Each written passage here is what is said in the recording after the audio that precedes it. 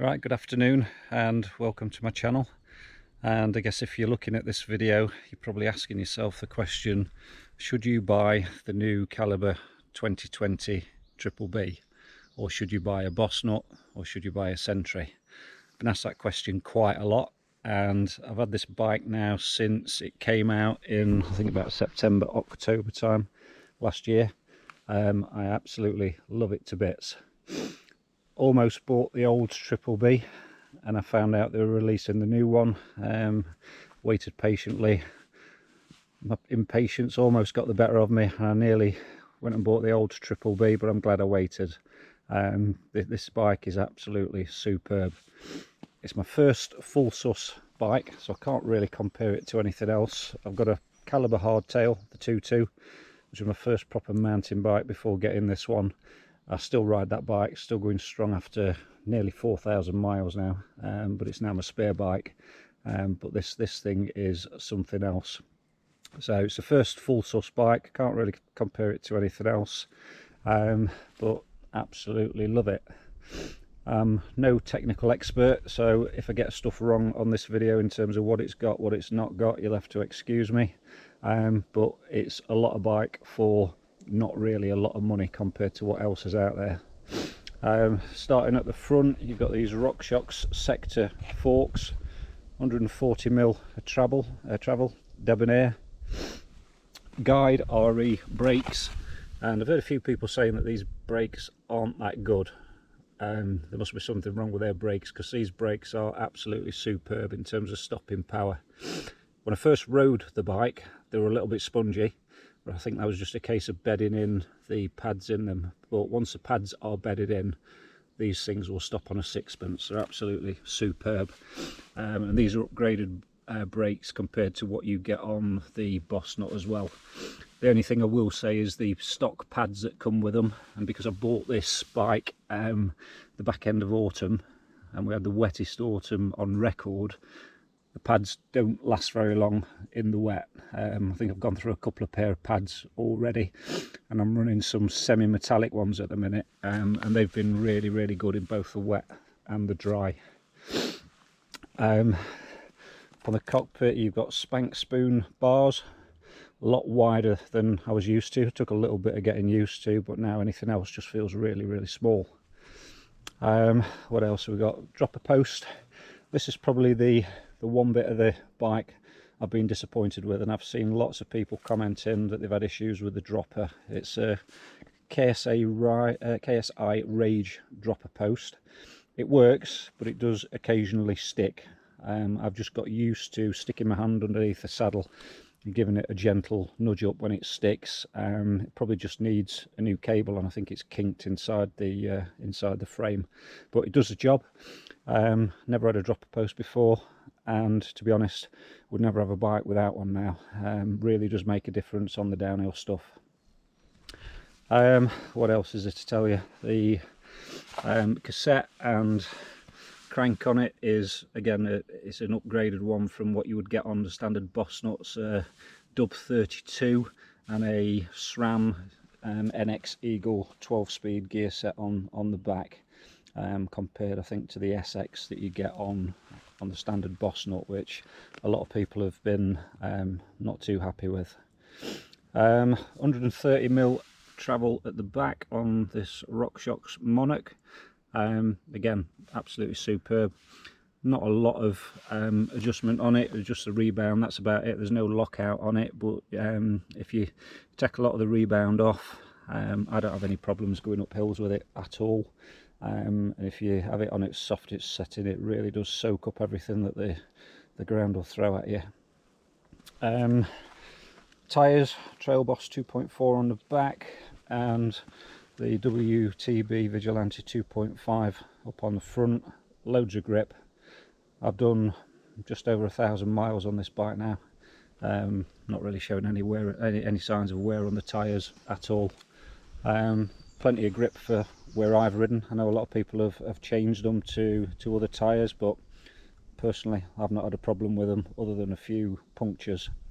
I've not gone tubeless yet. I probably will do one day when I be bothered to get round to it, but I usually carry a couple of spare tubes anyway. but I have had 2 or 3 flats, one out in the peaks on some really gnarly stuff, which I could have done with being tubeless, to be honest, but 10 minutes inconvenience changing a tube, it's not the end of the world.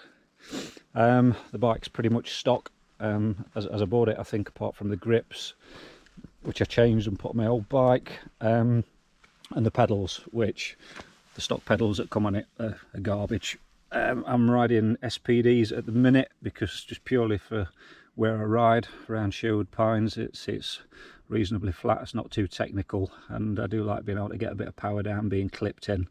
If I go anywhere a bit more technical, I've bought some V12s, and they are absolutely superb for flat pedals. They're almost as good as being clipped in, not quite, but any rough stuff, any Peak District rides or anything like that, I always switch to flats. I think it's more of a confidence thing with me rather than anything else. I've seen people on these riding all sorts of stuff in clipless, clipped in pedals without having a problem, but I do like having that freedom of being able to put my foot down when I need to. Other things to say about the bike, the paint can flake a little bit too easy, but I guess that's the compromise that you get on this bike. It's a similar trait on a lot of the Calibers.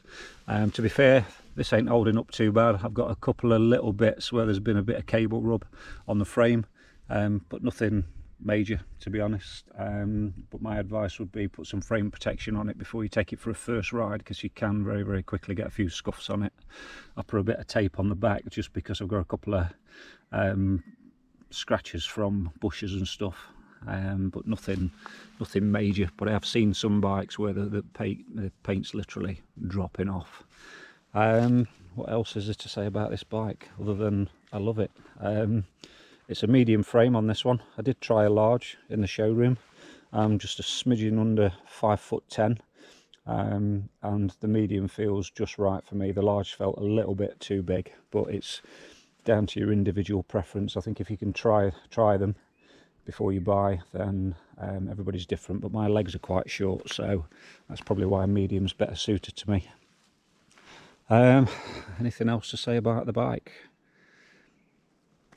Can't really think. I think I've covered most of the stuff. Like I say, if money is not an issue, this definitely over the Bossnut. The spec that you get on it for the extra few £100, you would not be able to put on the bike for the same sort of money. And you've got a bike that, certainly as far as I'm concerned, is trail ready, and I don't need to do any upgrades to it at all other than changing the pedals on it. The other question I get asked is, should you buy this or should you buy the Sentry? Depends on the type of riding you're doing. The type of trails that I ride, this is more than sufficient, and this bike will cope with more than I'll probably ever be able to throw at it. If I was riding enduro type stuff all the time, then I'd probably get the Sentry, but for trail centres, for Peak District rides, this bike will handle pretty much anything that you can throw at it anyway. You take it up Snowdon and it'll hold its own. It'll do exactly what it should do. I guess really it comes down to your own ability and the type of trails that you ride. I think this is a little bit lighter than the Sentry as well. I've heard a few people saying it can be quite hard to pedal on the flat stuff, but I think with this you've got the best of both worlds. It will handle the really rough stuff, but it's absolutely superb round local trail centres and anything else that you want to throw at it.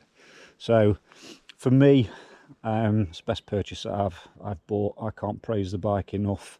I think Calibre have done an absolutely superb job, and for £1,250 I think I paid for this with some Go Outdoors discount. Even at £1,500 I'd be willing to pay full price for it. It's a lot of bike for the money. I think that's about it. If you've got any comments or questions, leave them in the comments section below and I'll try and answer them. But I guess if you're looking at this sort of bike, you've probably already done a bit of research on it anyway. But for me personally, I can't praise it enough. Absolutely love it. And I'm just about to head out into Sherwood Pines, which is just on my doorstep, and have a bit of a ride around the Red and some of the other trails.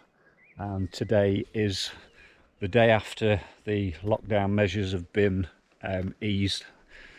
Pretty much for the last 8-9 weeks I've had the pines to myself, so it'd be interesting to see just how many people are out on the trails and how many people aren't social distancing. Hope you enjoy the video. I'll try and probably tag a little bit onto the end, but I've got plenty of other videos on my channel if you want to have a look of the Triple B in action. But for me, fantastic bike. Go and get one. Cheers. But as you can see, there's not a soul about. The barriers are still down on the gates. There are a few people about, as there have been throughout the whole of lockdown, and I'm sure there'll be a few more on the trails, certainly going into this weekend. But I thought the car parks might have been back open today, and clearly they are not. So oh well, I quite enjoy having the trails to myself. Hopefully I might bump into a few, well, not bump into, but might see a few more people, as it does get a bit lonely. But we'll head out. And if you've not been here before, this is how you get to the start of the red route, start of the Kitchener Trail. Just cross over the road, swing a right, and you're straight into the first section, which is between the lines. So here we go.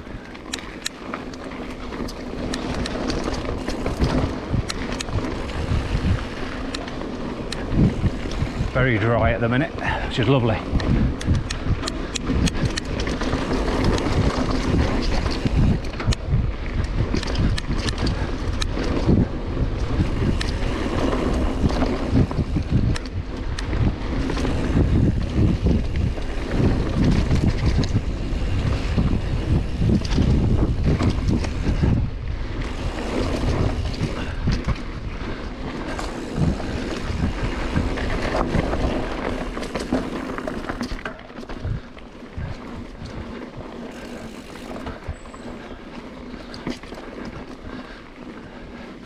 I've been doing quite a bit of work over the last few months up here, harvesting the forest. A few of the trails have been out of bounds. Most of them seem to be back up and running now, which is great. When I first started riding pines, I had a 30 quid mountain bike that got off the car boot, and this section used to absolutely terrify me. Don't really look much on the GoPro when you're riding it. It's reasonably steep. It's not technical by any stretch of the imagination, but I've come off on here a few times.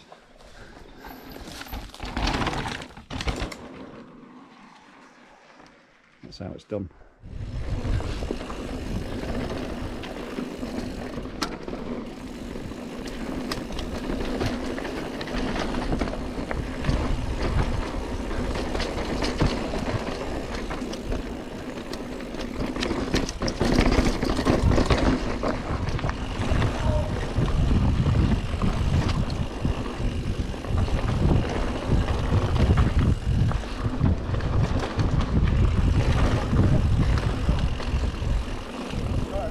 No, you're right, carry on, you're right.